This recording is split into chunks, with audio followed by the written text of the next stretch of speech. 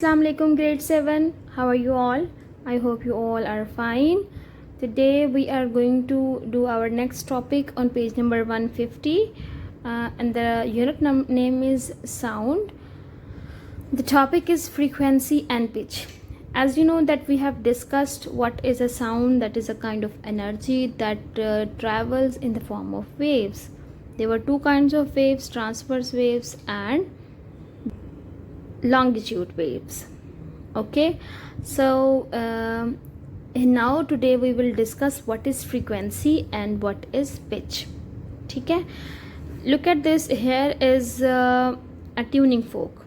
जब हम इस ट्यूनिंग फोक को टच करते हैं, हिट करते हैं, तो इट स्टार्ट वाइब्रेटिंग. ठीक है, साउंड हमेशा वाइब्रेशंस के साथ पैदा होता है. जब ये वाइब्रेशन पैदा करता है so we can detect it. हम इसकी वेव्स को, हम इसके साउंड्स को डिटेक्ट कर सकते हैं bye attaching it with the microphone. इसके साथ माइक्रोफोन अटैच किया है और जब हम इसको हिट करेंगे तो जो माइक्रोफोन है वो इसके जो साउंड वेव्स है उसको इलेक्ट्रिकल सिग्नल में चेंज करता है. ठीक है, then we can see it on the oscilloscope. ठीक है, ऑसिलोस्कोप क्या होता है, हमें वेव्स की जो फ्रीक्वेंसी उसको शो करता है that how the waves are going on. Okay, so जब ट्यूनिंग फोक वाइब्रेट करेगा तो हम यहाँ पर जो भी इसका म्यूज़िकल नोट होगा, जो भी इसका साउंड होगा, वी कैन सी इट कि इसकी फ्रीक्वेंसी क्या है, is it of high frequency और लो फ्रीक्वेंसी. अब फ्रीक्वेंसी क्या होता है, before that we must know that what is a wave length. Suppose this is a wave. जब ये वेव्स इस तरह से जाती हैं तो ये जो अपर पार्ट होता है, ये जो हायर एरिया है, that is called crust. Okay, और जो नीचे वाला एरिया होता है इसको हम कहते हैं ट्रफ.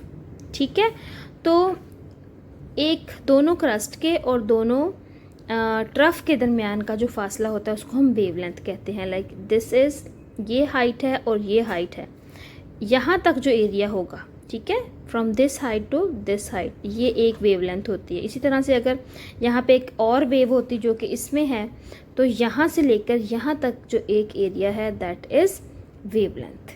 ठीक है, वेवलेंथ किसी एक वेव की लेंथ को हम उसकी वेवलेंथ कहते हैं. ठीक है, तो wavelength is the distance between two peaks of the wave. Now what is frequency. Frequency होता है बेटे कि एक सेकेंड में किसी एक पॉइंट में से कितनी वेव्स गुजर सकती हैं, that is it's frequency. Okay, the frequency of the sound is the number of the sound waves being sent out पर सेकेंड. अब जिसकी स्पीड तेज़ होगी वो वेव्स ज़्यादा गुजरेंगी और जिसकी स्पीड लो होगी वो वेव्स जो हैं वो स्लोली गुजरेंगी. So frequency are changed. Frequency को मेजर किया जाता है इन द यूनिट हर्ट्ज़. ठीक है, फ्रीक्वेंसी का ये यूनिट होता है. अब हर कोई जो है वो नॉर्मल फ्रीक्वेंसी तो सुन सकता है, लेकिन एक रेंज होती है जिसके दरमियान हमारे जो कान हैं सेंसिटिव होते हैं वो सुन सकते हैं. अगर उससे बढ़ जाए वो भी हमारे लिए डेंजरस होता है, और अगर उस रेंज से कम हो तो हमें सुनाई ही नहीं देता. ठीक है, तो आपको पता है कि ह्यूमन एयर्स की क्या रेंज है कि हम 20 हर्ट्ज़ वाइब्रेशन से लेके 20,000 वाइब्रेशन सेकंड तक सुन सकते हैं. ठीक है, अगर 21 हो जाए, 23,000 हो जाए तो हमारे कान जो हैं हम कहते हैं कि we can not hear, it's unbearable, हमें आवाज़ नहीं आ रही. ठीक है, मीन्स कि हमारे कान फट रहे हैं, इतनी तेज़ आवाज़ है. लेकिन अगर 20 वाइब्रेशन से हम स्टार्ट कर रहे हैं तो if the sound is of 15 hertz और इट इज़ फॉर 10 हर्ट्ज़, तो हम क्या करेंगे कि हमें वो इतना लो होगा कि हमें वो सुनाई ही नहीं देगा. ठीक है, तो हाई पिच और लो पिच क्या होता है, इफ़ यू सी कि जब विसल कोई बजाता है, whistle make a very high pitch sound. Whistle की जो साउंड होती है बहुत हाई पिच होती है, दूर तक एक कितार में लगे. जो आर्मी के होते हैं उनको भी सुनाई देती है, और अगर आप अपनी असेंबली की बात करें तो वहाँ पर भी अगर विसल बजाई जाए तो सबको सुनाई देती है. तो सब हाई पिच, बहुत ज़्यादा आवाज़ होती है. ठीक है, और अगर हम बात करें कि एक ड्रम बीट है तो उसकी जो पिच है दैट इज़ लो साउंड. ठीक है, मतलब जितनी मोटी आवाज़ होगी ना उसकी पिच जो है वो लो होगी, जितनी बारीक आवाज़ होगी ना वो हाई पिच होगी। जैसे कि जो बच्चों की आवाज़ होती है उसकी हाई पिच होती है, लड़कियों की आवाज़ की जो होती है बारीक होती है वो भी हाई पिच होती है। और अगर हम लड़कों की बात करें तो उनकी जो आवाज़ है वो लो पिच होती है। जैसे जैसे वो बड़े होते हैं उनकी आवाज़ जो है वो मोटी होती जाती है। ठीक है, इसी तरह से अगर हम देखें कि जो जितनी हाई फ्रीक्वेंसी होती है और जितनी कहते हैं कि उतना ही उसका हाई नोट होता है, और उसको हम कहते हैं कि इसकी पिच जो है वो हाई पिच है। हाई पिच मीन्स कि जितनी ज़्यादा फ्रीक्वेंसी होगी उतनी ही ज़्यादा उसकी पिच होगी उस साउंड की।